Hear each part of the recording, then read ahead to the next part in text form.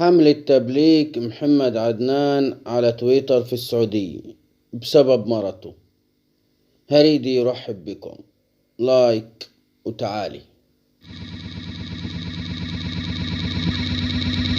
رغم حب السعوديين ليه ورغم انه اغلب متابعينه من المملكة العربية السعودية، اليوتيوبر محمد عدنان ما يتعرض الهاشتاج مدشنين واهل السعودية على تويتر حملة تبليك محمد عدنان عشان مرته اللي اسمها غيداء بسام نشرت صورة لولي العهد الأمير محمد بن سلمان وكتبت فيه إنه دي أكتر خطر على العرب والمسلمين من إسرائيل نفسي.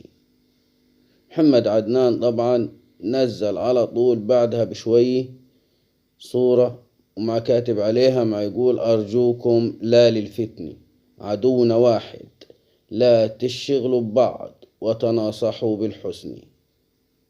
محمد عدنان. دي الحكاية من طقطق.